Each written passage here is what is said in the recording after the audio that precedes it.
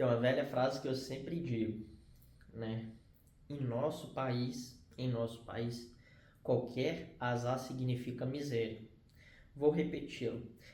Em nosso país, qualquer azar significa miséria. O que eu quero lhe dizer com isso? Que qualquer azar que você passe no seu dia a dia, lhe falte as coisas em casa. Então você acumula ali 2, 3 talões de água, você acumula ali 2, 3 talões de energia, você não dá conta de pagar o seu supermercado, pois o dinheiro não é suficiente.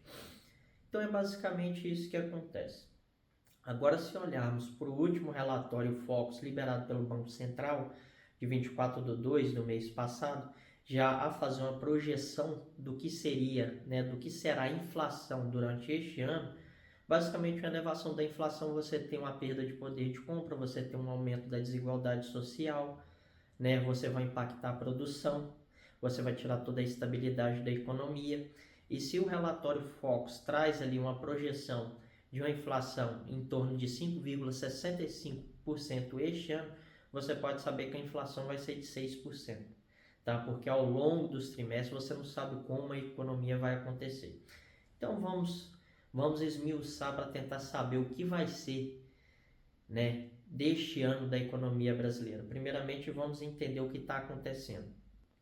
Em 2022, tínhamos uma dívida pública de 71% do PIB.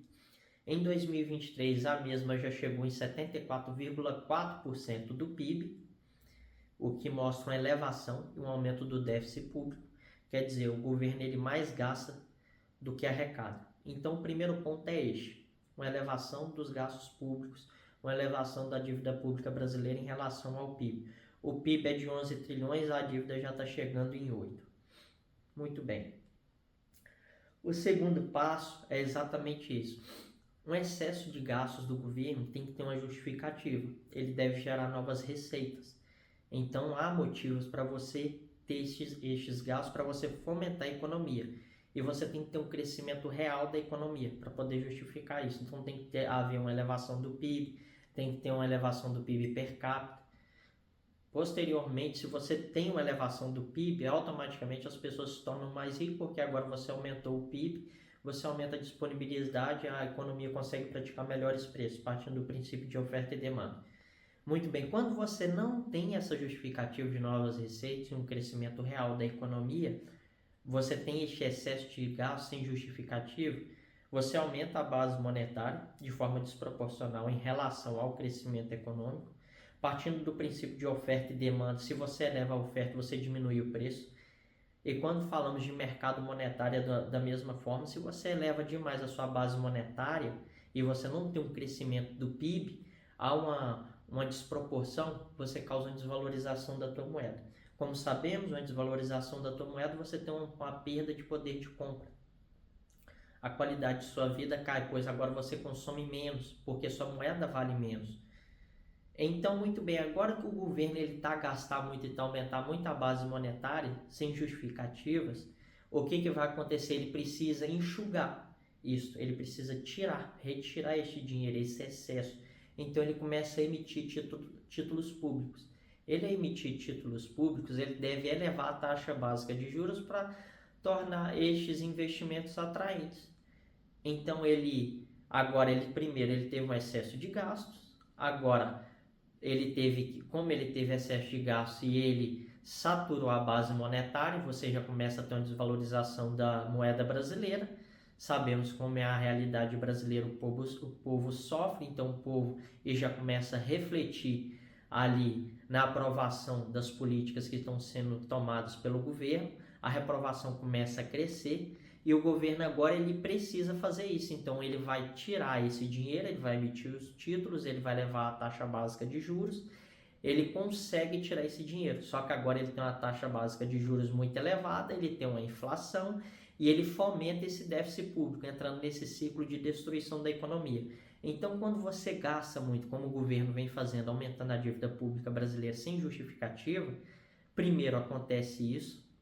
Primeiro, você tem ali a perda de poder de compra, você tem a elevação da taxa básica de juros, você tem a elevação da inflação, você alimenta o déficit público.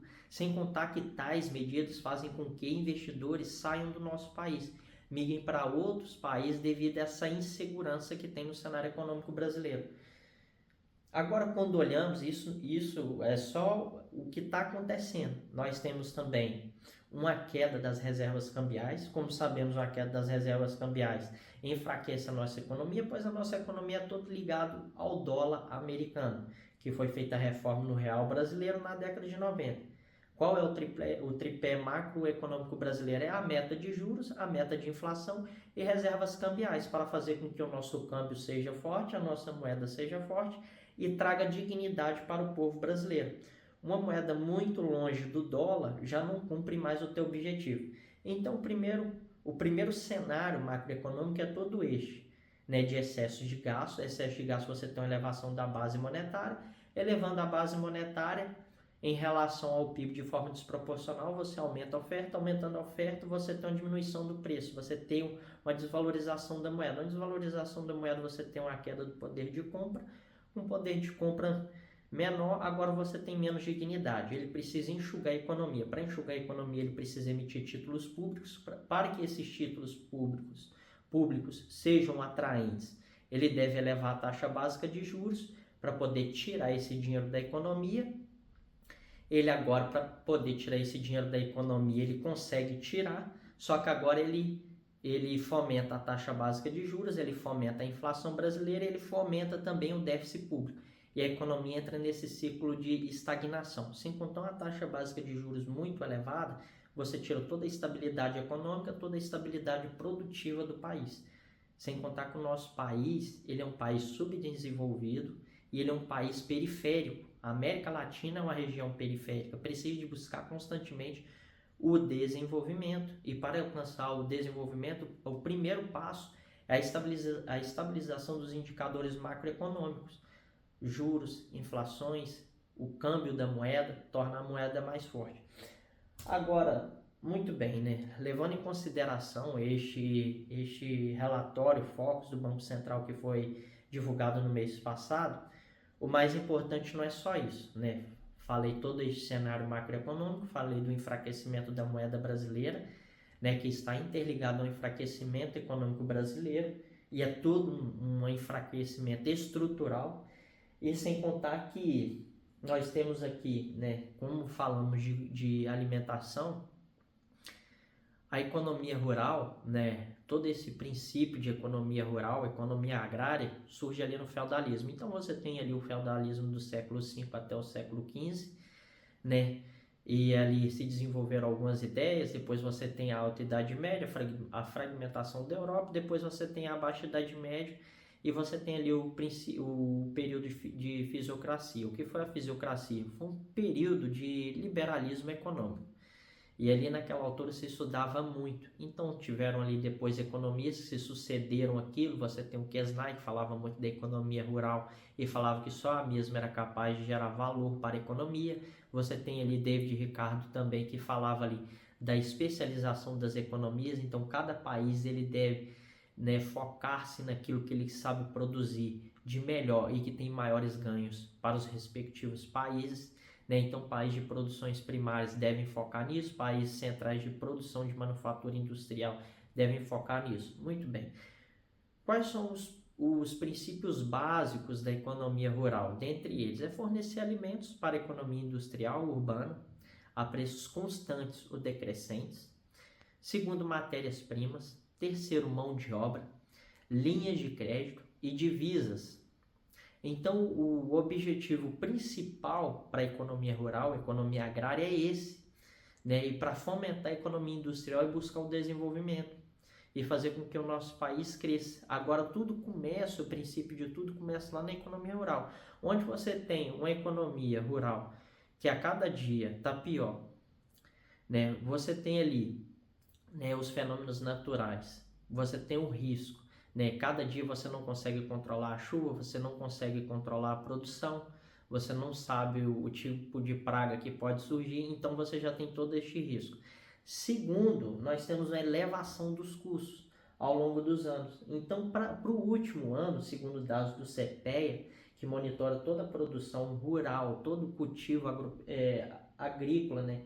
Toda a produção de de produtos tropicais em nosso país, vamos aos seguintes dados em relação à produção e por que ela vai ficar cada dia mais cara. Nós temos o fosfato de MAP, que acumulou 14% no Mar Báltico. Nós temos o fosfato de MAP, que acumulou 14% no Mar Báltico.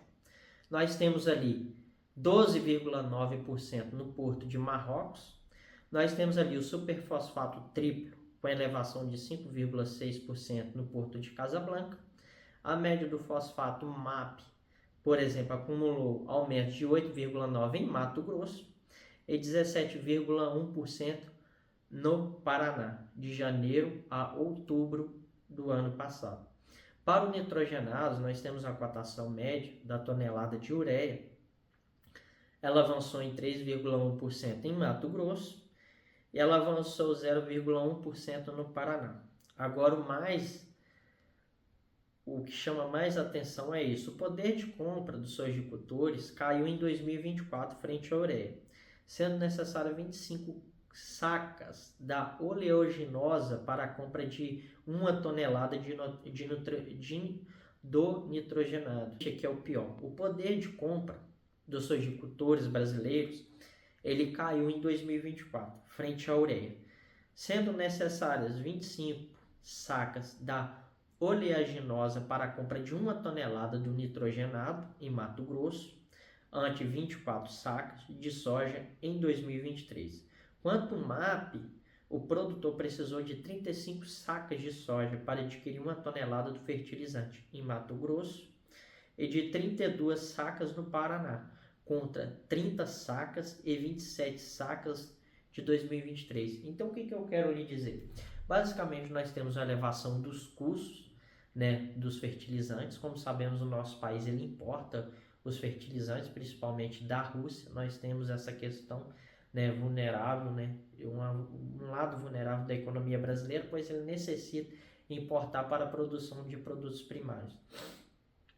Então, primeiro nós temos uma elevação dos adubos, que impacta diretamente na produção da agricultura. Nós temos ali, né, o preço do barril de petróleo e nós temos também o encarecimento do transporte marítimo. Então, o produtor rural ele vai acompanhar duas cotações, basicamente. A primeira, a cotação dos adubos no mercado internacional, e a segunda é a cotação do petróleo, que tem um impacto direto na tua produção e na tua receita. Você tem toda essa elevação. Agora, sem contar que internamente você tem uma elevação dos bens de capitais, que são aqueles bens que aí colaboram para manter todo o sistema econômico. Então, você tem uma energia cara e que é muito tributada. Você tem ali os combustíveis que a cada ano eles ficam mais caros e também são tributados com impostos estaduais e federais e que tem um impacto direto na produção. O que acontece? Um transporte mais caro, as empresas de transporte repassam para os agricultores vão embutir isso no preço dos produtos e vão repassar para o produtor final. E para finalizar, nós temos o enfraquecimento da moeda brasileira, devido ao cenário de fortes gastos do governo, o aumento da inflação, o aumento da taxa básica de juros e a redução das reservas cambiais brasileiras. Tudo isso vai fazer com que você venha perder poder de compra. E você perdendo basicamente poder de compra, você fica, né, sua dignidade ela vai embora. A cada dia que passa ela vai pro ralo, ela fica pior. Então qual o cenário para este ano? Basicamente o que eu quero lhe dizer é que a coisa tá feia. A coisa vai ficar ainda pior, tá? Não tem perspectiva para melhorar. E eu acho que está na hora da gente começar a repensar, né, qual modelo de país que queremos para o nosso país. Se queremos um modelo de idolatria, é só continuarmos como estamos. Agora você está na hora da gente começar a mudar, né? Nós temos ali o excesso de tributação, né, como dito, e tudo isso prejudica, né? O nosso país acabou de aprovar uma reforma com o maior imposto do mundo, não é justificável para isso, não tem justificativo, e não foi muito bem uma reforma tributária, tá? Longe disso que eles dizem, isso é uma simplificação tributária, não há reforma. É uma simplificação tributária, foi uma união dos impostos, tá? Porque antes você tinha ali impostos, né, municipais, estaduais, federais, isso tomava muito tempo aumentando os custos das empresas, né, reduzindo as suas receitas e, consequentemente, os seus lucros. Então, basicamente é isso. O cenário este ano, né, vai haver perda de poder de compra, tá? Você vai perder a sua dignidade, a moeda brasileira vai comprar menos, pois o país não cresce, que tem um impacto direto na moeda, são indicadores macroeconômicos, né? Então, além de estabilizar a taxa básica de juros, a inflação, o câmbio brasileiro e aumentar nossas reservas cambiais, o governo tem que reduzir o endividamento, tem que haver um crescimento econômico justificável, o PIB tem que crescer. Então, muito difícil a moeda se valorizar. E quando a moeda se aprecia, né, você tem um aumento do poder de compra. Quando os preços dos alimentos caem, você tem um efeito renda, quer dizer, sobrou mais dinheiro, né, para você comprar mais dos mesmos bens ou de outros bens. Então, o cenário é este. Se você gostou e gosta de tudo que é relacionado ao escopo econômico, inscreva-se, ative o sino para notificações. Eu fico por aqui e até o próximo vídeo. Fiquem com Deus.